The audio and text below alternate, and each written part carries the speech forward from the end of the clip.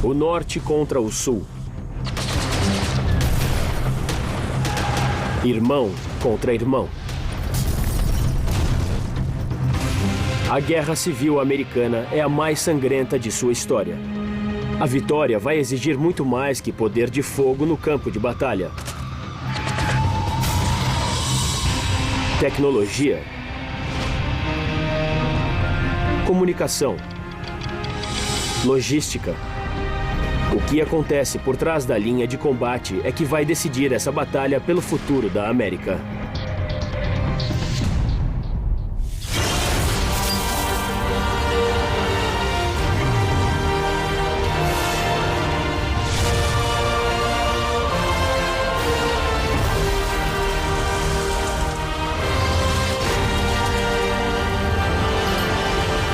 América, a saga dos Estados Unidos.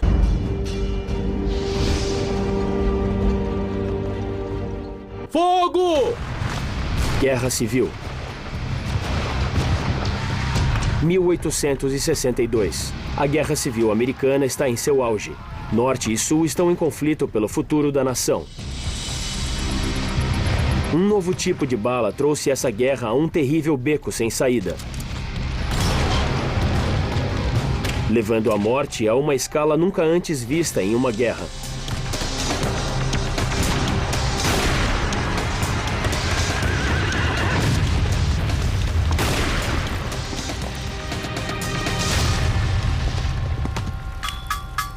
Aqui, em uma metalúrgica no estado de Illinois, o chumbo derretido inicia sua jornada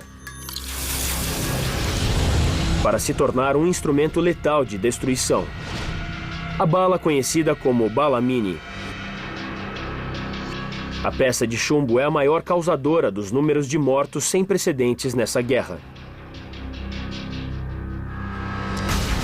Inventada na França, ela tem apenas 30 gramas e pouco mais de 1 centímetro de diâmetro. Uma pessoa pode disparar 3.000 minis por hora. Cada uma dessas balas simples podem entrar no corpo de um homem em uma fração de segundo.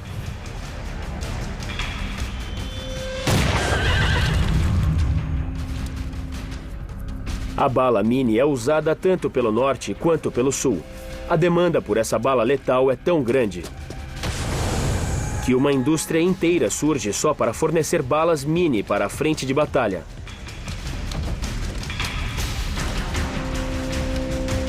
Ao todo, o norte tem mais de 1 bilhão de balas mini prontas para serem disparadas de 2 milhões de mosquetes fornecidos a seus homens. Sob vários aspectos, a Guerra Civil foi a primeira guerra moderna, porque foi a primeira guerra que aconteceu depois que a Revolução Industrial tinha começado a transformar o país. É preciso mais de 33 horas para que uma bala nessa caixa viaje 1.300 quilômetros até o campo de batalha, pronta para encontrar seu alvo.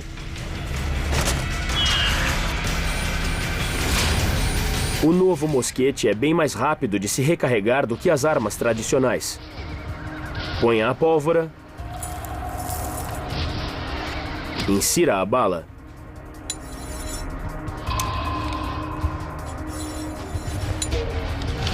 e está pronto para atirar.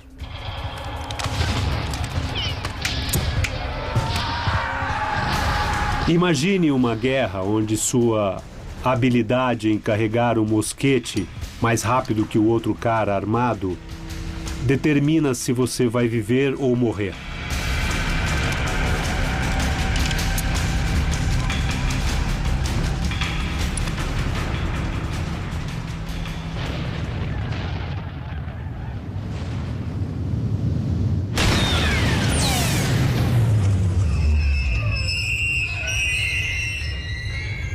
Ranhuras dentro do cano da arma giram a bala em direção ao seu alvo. A precisão e o alcance melhorados são uma combinação fatal.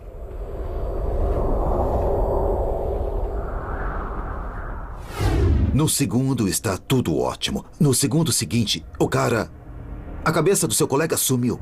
O braço dele saiu voando. Você nem queira saber o que uma bala de metal leve de um mosquete faz quando entra no corpo humano. Com o impacto, a bala achata. Ossos se partem e se estilhaçam, provocando maiores danos a músculos e tecidos. Na maioria das vezes, o resultado de um tiro direto é a morte.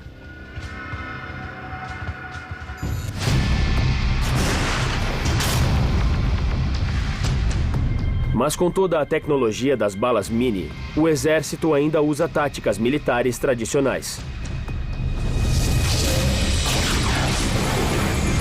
O que foi particularmente trágico foi a tecnologia moderna encontrar táticas muito mais antigas, então os números de mortos eram mesmo assustadores.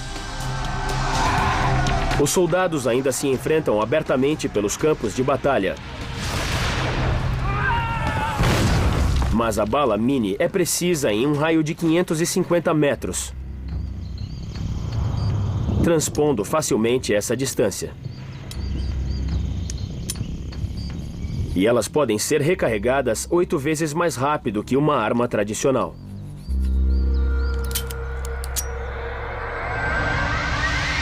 Os efeitos são catastróficos.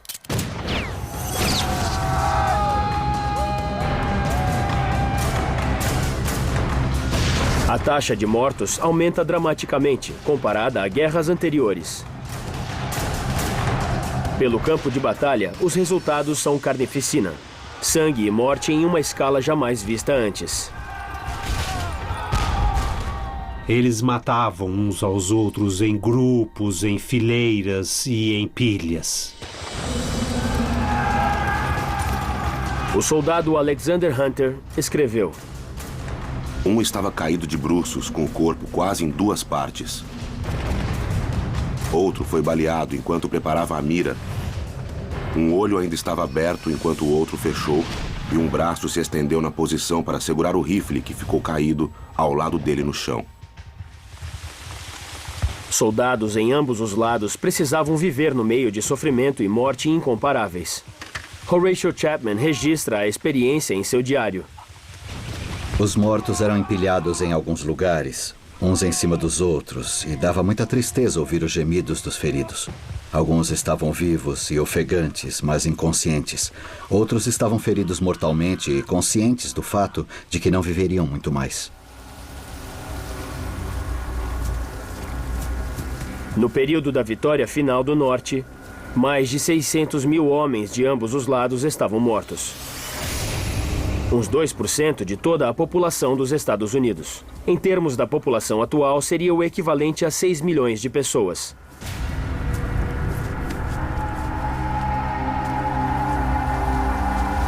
Quase metade dos mortos nunca foram identificados.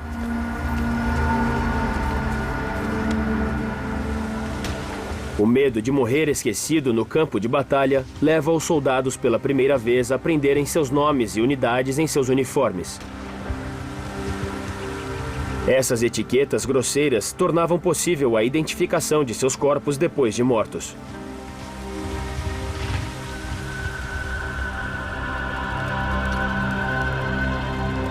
Pela primeira vez, o serviço postal americano em expansão permitia que os soldados escrevessem dos fronts aos entes queridos. Sem a censura militar de hoje, foi permitido que soldados como Robert Stiles contassem a realidade aterrorizante da linha de combate. As imagens e os odores que nos envolveram eram simplesmente indescritíveis. Corpos inchavam até 2 vezes além do seu tamanho original. Alguns deles explodiam com a pressão de gases e vapores. Alimentando essa carnificina estava a profunda animosidade política que levou a essa guerra. Em um conflito duro que colocou irmão contra irmão, os estados do Sul estavam determinados a defender sua independência e seu sistema de escravidão. Mas o Norte não permitia que eles deixassem a união de estados. Lutamos e perdemos centenas de milhares de homens nos dois lados, lutando pelo que eles acreditavam ser correto. A terrível aliança das novas armas com as táticas de batalha ultrapassadas renderam uma contagem de corpos em escala industrial. A guerra está em um impasse sangrento. Nenhum lado consegue dar um golpe decisivo. Nessa guerra dura e desgastada, a vitória será do último que restar de pé.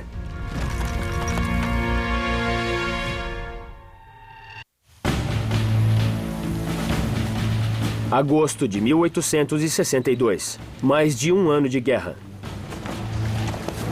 O exército confederado sulista do general Robert E. Lee prepara um grande ataque contra as forças da União na Virgínia. Extremamente motivados, esses homens lutam em casa e estão prontos a morrer pela independência do Sul, por suas tradições e seu modo de vida rural. Sua prosperidade é construída em torno de um único cultivo: o algodão. Conhecido como o ouro branco, o Sul produz 2/3 do fornecimento mundial de algodão. Ele traz extraordinária riqueza aos estados do Sul. Mas sua riqueza é construída às custas de escravos.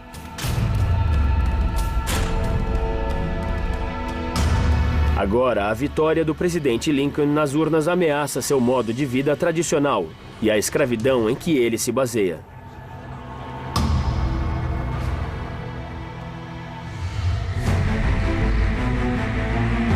Ao invés de se submeter às regras do Norte, o Sul decide lutar. Ele quer uma nação separada. O general Robert E. Lee assume o comando do recém-formado Exército Confederado de North Virginia.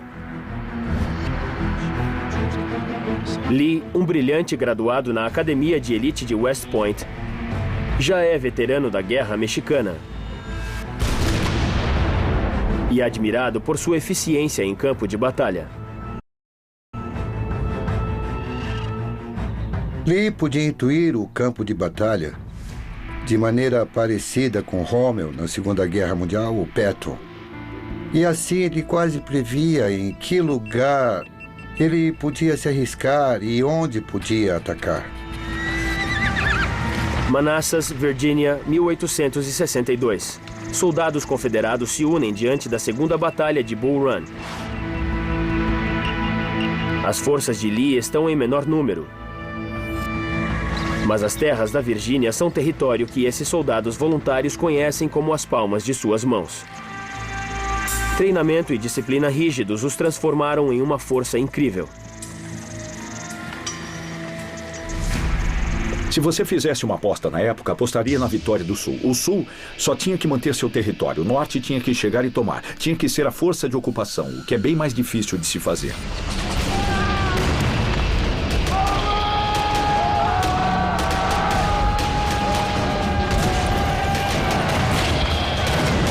Na Bull Run, Lee facilmente demonstra a superioridade de suas forças.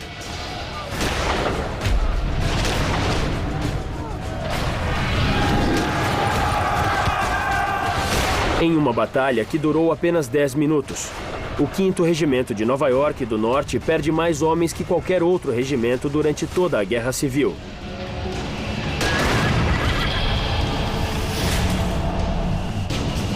Ao todo, os homens de Lee mataram mais de 1.700 soldados da União. Em frente! Fogo! Determinação e conhecimento do local dão ao Sul sua maior vitória na guerra.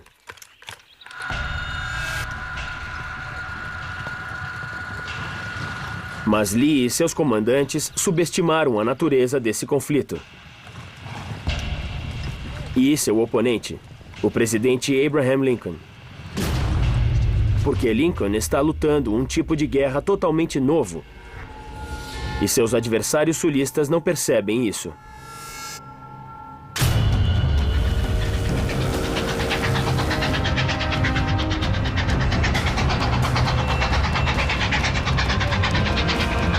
Um Um trem de carga corre em direção ao sul, pronto para reabastecer o exército da União, com soldados e suprimentos novos.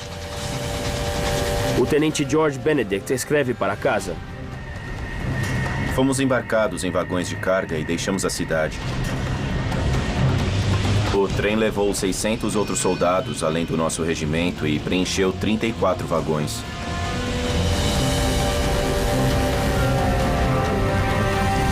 As estradas de ferro eram uma das armas secretas de Lincoln nessa guerra. Em uma operação-chave ordenada diretamente pelo presidente,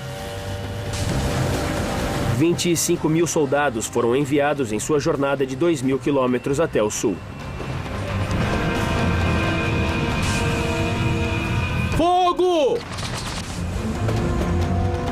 Na estrada, levariam mais de 2 meses. De trem, esses homens levaram apenas 7 dias.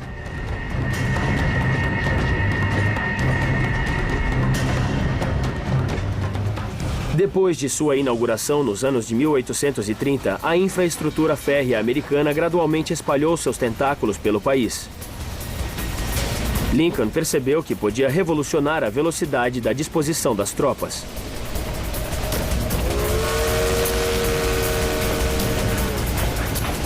Ele firma um acordo com os donos da estrada de ferro para colocar a rede ferroviária do norte sob controle do governo. Com isso, as ferrovias se tornam uma arma de guerra.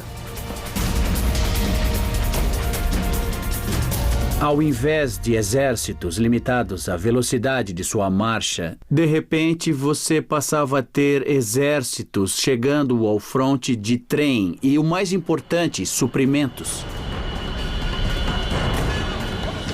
Suprimentos e soldados saíam do norte em direção aos campos de batalha.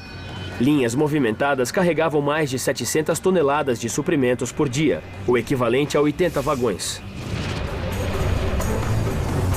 Nas mãos de Lincoln, a rede ferroviária do norte de 38 mil quilômetros se tornou um braço de sua máquina de guerra. Em oposição, a rede do sul tinha apenas 14 mil quilômetros e meio no início da guerra e continuava sob controle privado.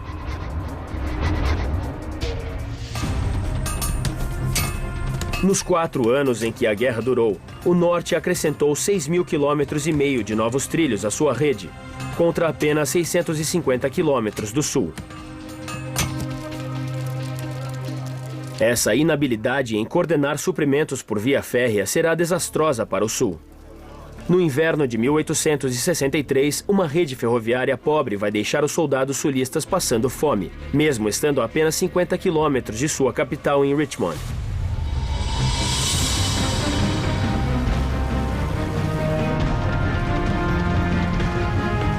Apesar de todo o seu talento e determinação na batalha, os sulistas simplesmente não tinham logística para um ataque decisivo.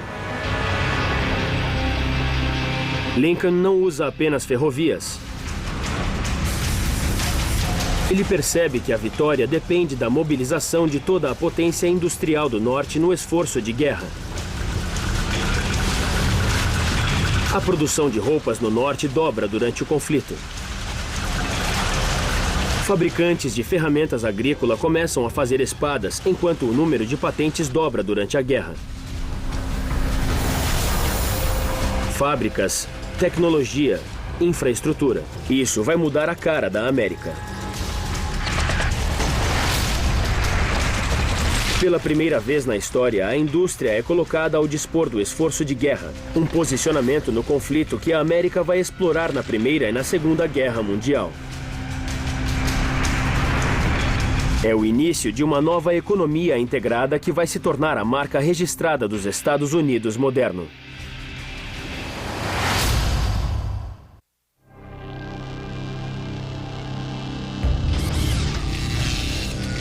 Em um prédio diante da Casa Branca, há uma pequena sala que se torna o centro nervoso do presidente Lincoln nessa guerra.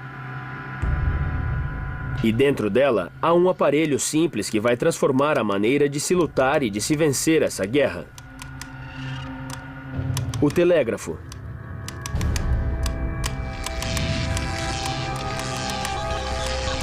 A invenção do código Morse em 1844 transforma o telégrafo na primeira ferramenta americana de comunicação em massa.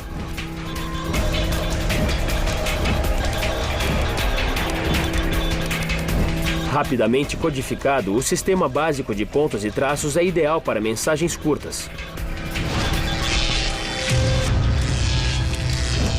Como o Twitter hoje, ele é transmitido e transcrito em segundos apenas. Quando os mensageiros antes levavam dias montados em cavalos por centenas de quilômetros e passando por todo tipo de terreno. Agora, a rede de telégrafos do país, com 80 mil quilômetros, fazia uma comunicação quase instantânea. Quando postes telegráficos se estenderam pelas ferrovias, esse país imenso começou a encolher.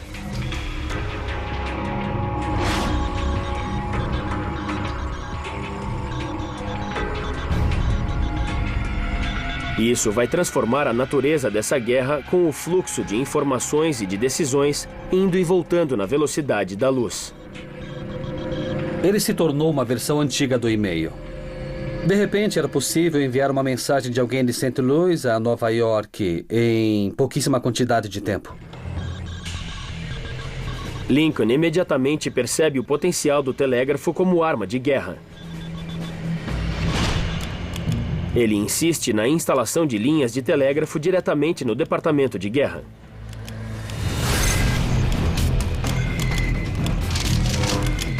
E age rapidamente para colocar todas as instalações telegráficas da União sob controle militar.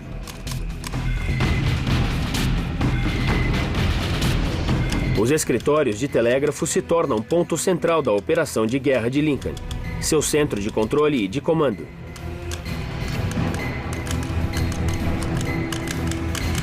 Ele até chega a dormir aqui em momentos mais agitados. O chefe do escritório de telégrafos, David Homer Bates, descreve como Lincoln é obcecado com cada notícia vinda do front, lendo, às vezes, relatórios palavras por palavra enquanto elas são decifradas. O hábito de Lincoln era ir imediatamente para a gaveta cada vez que chegava em nossa sala. Ele lia os telegramas começando por cima, até chegar a algum que já tivesse sido lido em uma visita anterior.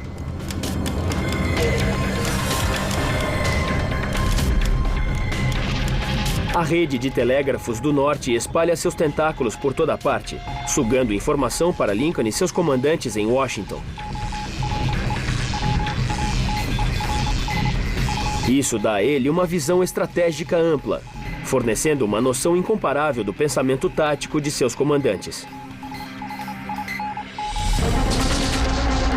O próprio Lincoln pôde saber de mudanças literalmente hora a hora durante batalhas em separado. Isso nunca tinha acontecido antes. Para a irritação de seus generais, isso permitia que ele desse ordens diretas, dizendo a eles como lutar. Em uma campanha, com as forças do general confederado Lee ameaçando Washington, Lincoln reage telegrafando ordens diretas a seus generais.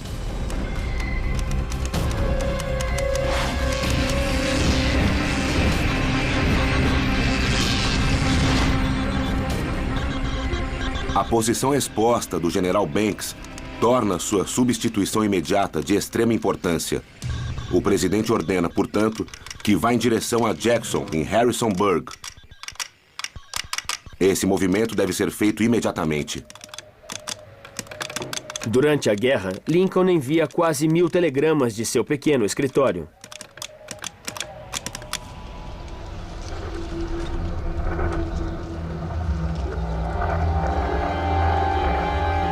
Mas o Sul nunca alcançou todo o potencial do telégrafo na criação de um sistema de comando centralizado.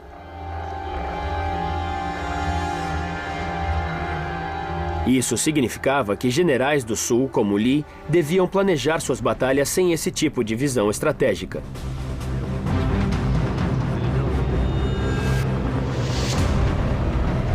No decorrer da guerra, Lincoln bateu o martelo dessa máquina de guerra. Indústria, linhas de comunicação e suprimentos. Poder de fogo e homens são todos organizados para dar golpe atrás de golpe no exército confederado. Mas o Sul, apoiado na crença de justiça de sua causa, se recusa obstinadamente a ceder. Em consequência disso, o número de mortes continua aumentando. Em Antietam, em 1862, 6.000 morrem e 17.000 são feridos.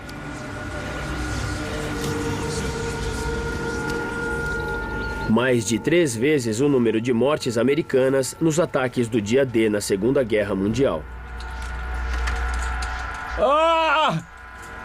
A carnificina vai desencadear uma revolução na medicina no campo de batalha.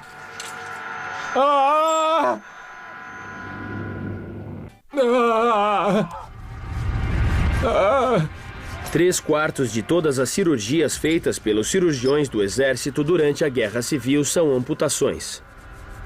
Cartas do cirurgião William Watson registram como eram os hospitais em campos de batalha. Antes de ontem fiz 14 amputações sem sair da mesa de cirurgia. Não exagero quando digo que fiz cálculos de ao menos 50 amputações. Há tantos feridos com gravidade, ainda tantas operações a serem feitas. O cirurgião Theodore Diamond descreve as feridas terríveis deixadas por armas como a bala Mini. Um osso grande, partido, lascado e estilhaçado pelo impacto da bala Mini é impressionante e assustador. Um cirurgião experiente pode extrair um membro em apenas 10 minutos. Éter e clorofórmio são usados como anestésicos. Se uma bala não matar, a infecção mata. A gangrena é a maior assassina.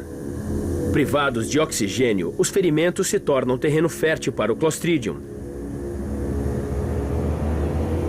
uma bactéria que libera uma toxina venenosa, destruindo tecidos. A morte vem logo em seguida.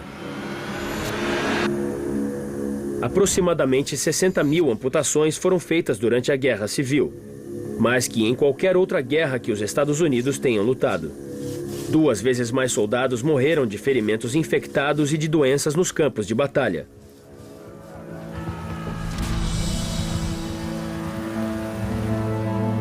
Essa carnificina sem precedentes força um repensar da medicina tradicional em um campo de batalha. A busca pelo bem-estar dos soldados se torna importante ao esforço de guerra, tanto quanto o suprimento de armas e munições. Grandes números de mulheres se inscreveram como enfermeiras. Uma delas é Clara Barton. Aqui, por favor, uma serra! Clara Barton não foi treinada e nem é paga. Quando ela começa, a maioria dos enfermeiros é homem. Essa é uma ocupação menor. Os remédios que ela propõe para o cuidado dos feridos são simples, mas revolucionários em seus efeitos. Eles querem comida, roupas, abrigo, remédios, um pouco de calma e pessoas práticas que os administrem. Ela insiste em que os feridos tenham um suprimento de bandagens limpas, primeiros socorros e uma triagem de feridos para colocar os casos mais graves em prioridade. A Guerra Civil inicia uma série de inovações que formam a base da medicina em campo de batalha até hoje. 20.000 mulheres se alistam como enfermeiras durante a guerra. Clara Barton acaba fundando a Cruz Vermelha Americana.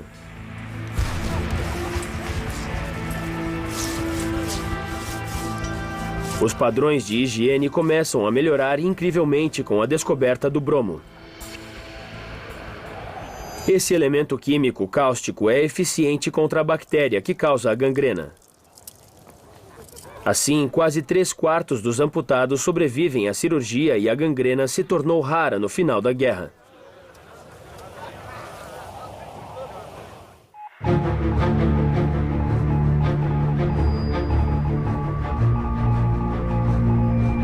a guerra civil se arrastando sem um final em vista, Lincoln é cada vez mais forçado a lutar em um fronte bem diferente: a guerra pela opinião pública.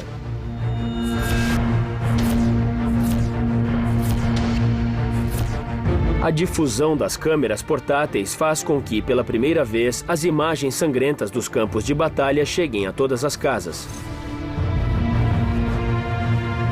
Apesar das câmeras simples não captarem cenas de ação dramáticas, elas são ideais para capturar o resultado medonho da batalha.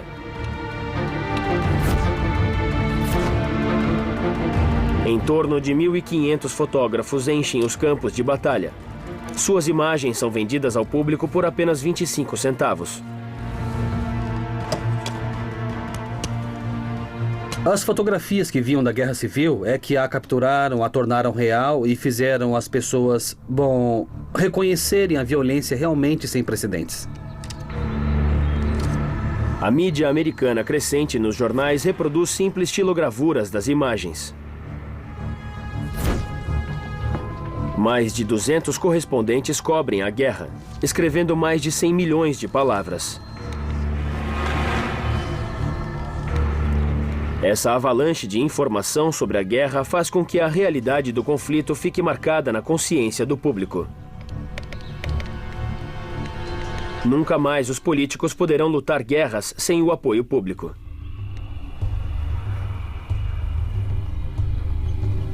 Na guerra, um soldado tem 5 vezes mais chances de morrer do que como civil. As famílias americanas costumavam chorar por seus mortos em casa. Agora, homens morriam em campos de batalha. Isso forçou uma mudança fundamental nos rituais em torno da morte. Ned Boltage morre em campo de batalha na Virgínia. Mesmo assim, sua família em Boston ainda pode se despedir do filho morto a 800 quilômetros de lá.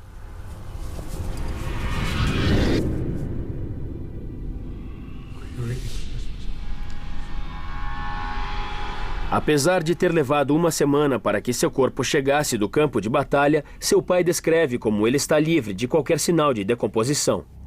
Apesar das marcas da batalha travada de perto ainda estarem no rosto, o semblante era plácido, como se ele estivesse dormindo. Isso por causa da nova técnica conhecida como embalsamento. Químicas como arsênico e cloreto de zinco são injetadas no corpo para impedir o processo natural de decomposição. O trabalho com a morte e com a preservação de corpos transforma agentes funerários em milionários da noite para o dia. Um agente se gaba. Eu adoraria preparar soldados. Eles valem uma nota de $5 cada. Graças a Deus, um coronel paga 100 e um brigadeiro paga 200. Se você tem dinheiro, há várias técnicas novas disponíveis. Caixões herméticos e embalsamentos são os mais populares. E para os mais ricos, há até elaborados caixões refrigerados carregados de gelo.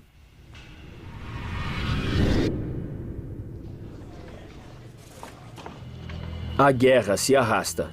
Lincoln está determinado a acabar com ela e abolir a escravatura.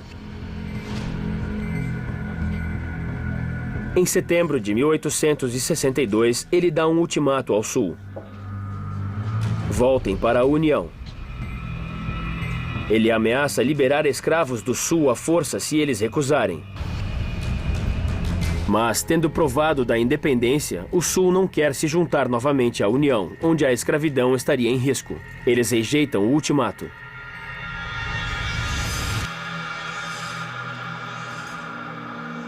Lincoln não quer mais negociar.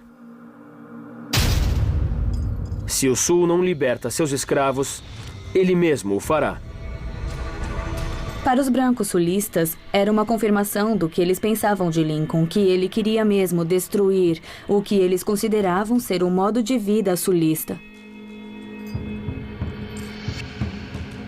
No norte, de certo modo, isso deu às pessoas um entendimento diferente do que era a guerra. Em 1º de janeiro de 1863, Lincoln proclama a abolição da escravatura nos estados rebeldes do Sul. Graças ao telégrafo, a notícia rapidamente se espalha.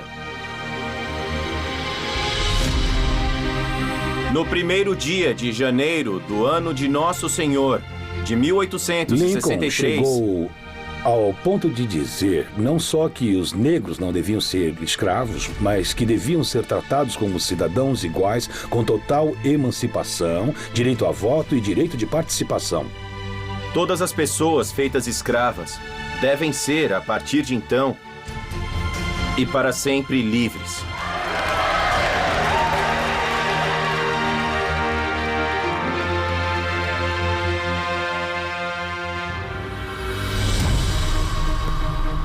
Disparar! Logo depois da emancipação dos escravos pelo presidente Lincoln, soldados negros americanos correram para se alistar na União. Em frente! Quase 200 mil se alistam até o fim da guerra. O general James Blunt descreve sua habilidade como guerreiros. Eu nunca vi uma luta como a travada pelo regimento negro. Eles são melhores soldados que quaisquer outros que já tive sob meu comando em todos os aspectos. A proclamação extinguindo a escravidão muda a dinâmica da guerra. Vai! O exército da União se torna uma força pela libertação, agora lutando para acabar com a escravidão. Eles entenderam que salvar a União daria a eles um sentido de liberdade, um sentido de dignidade. Era dignidade porque eu sou um soldado, não sou um escravo. Sou um soldado, tenho um uniforme, tenho divisas. Eu sou alguém. Depois da proclamação, Lincoln dá seu golpe de mestre.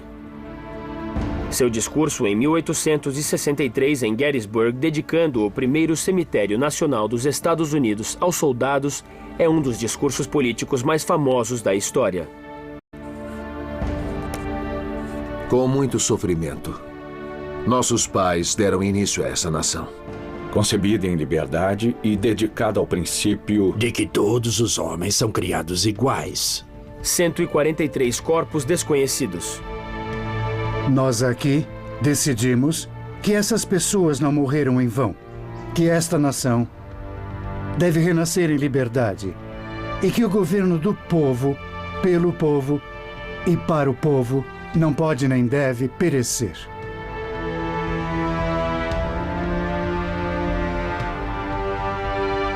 É emocionante pensar em pessoas que se sacrificam e dão suas vidas por um ideal.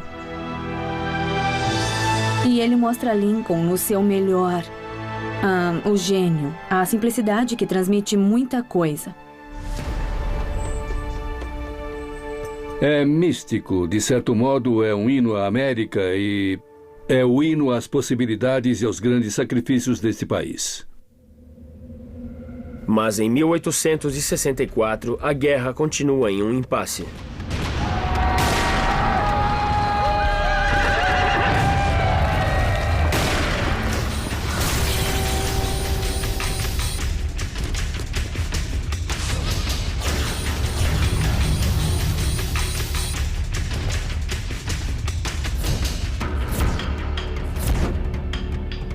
Com uma eleição se aproximando e um futuro desafio daqueles que querem negociar a paz com o Sul, Lincoln sabe que precisa de um golpe decisivo.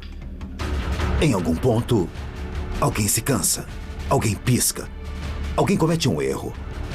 E quando se fala em guerra, esse erro é tudo. Lincoln põe toda a força industrial do norte em torno de um único ataque. O homem que vai liderar a carga de Chattanooga a Atlanta, o general William Sherman, tem ordens de não parar por nada. Tornarei esta guerra a mais severa possível e não demonstrarei sintomas de cansaço até que o Sul implore clemência.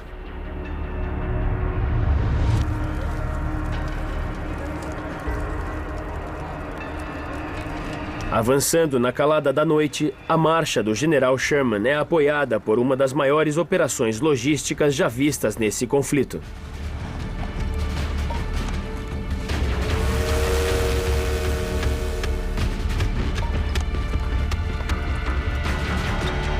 Sherman sabe que precisa apostar tudo que tem contra o exército confederado, enquanto usa suas próprias linhas de abastecimento para alcançar efeito máximo. Ele acaba com as sulistas, destruindo suas ferrovias e tornando-as impossíveis de serem usadas.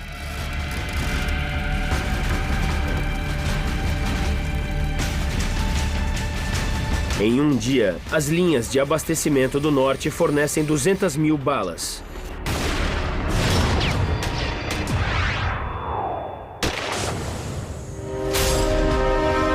Enquanto o sul revira o campo de batalha em busca de munições desperdiçadas, comida e até botas velhas.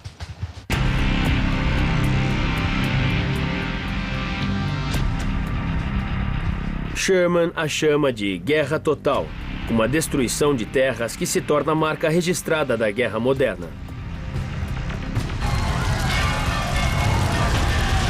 Finalmente, com a tomada de Atlanta, as forças confederadas põem fogo em seus próprios depósitos de munições. Antes de abandonar sua cidade para os soldados da União. Fogo!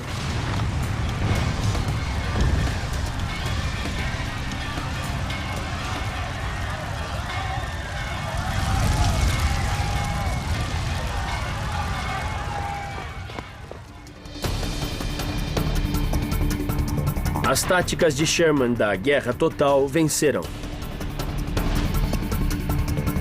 Sua vitória ajuda a garantir a eleição de Lincoln no outono. Com Atlanta em ruínas, ele continua, agora desferindo seu ataque final, a famosa Marcha para o Mar. Em um equivalente no século XIX ao choque e pavor, 62 mil soldados da União promoveram uma destruição de 100 quilômetros de extensão pela Geórgia. De Atlanta à costa de Savannah.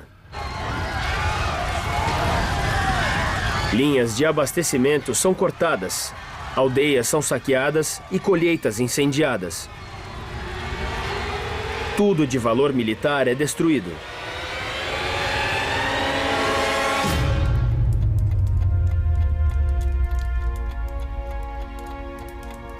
Em 6 meses, o general Lee ofereceu a rendição do exército confederado.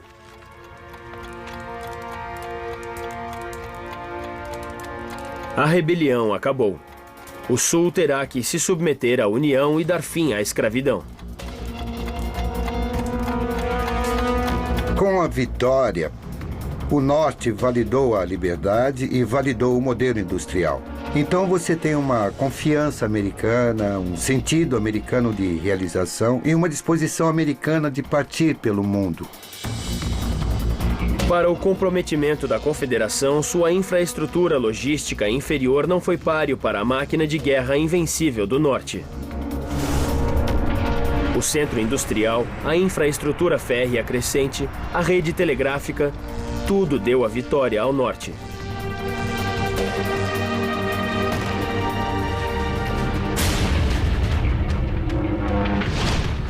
Em uma semana, Lincoln morreria assassinado por uma bala. Mas o país tinha saído da obscuridade. A nação americana está mais uma vez unida. E dessa união, agora nasce uma economia moderna industrializada, que vai se espalhar por todos os Estados Unidos.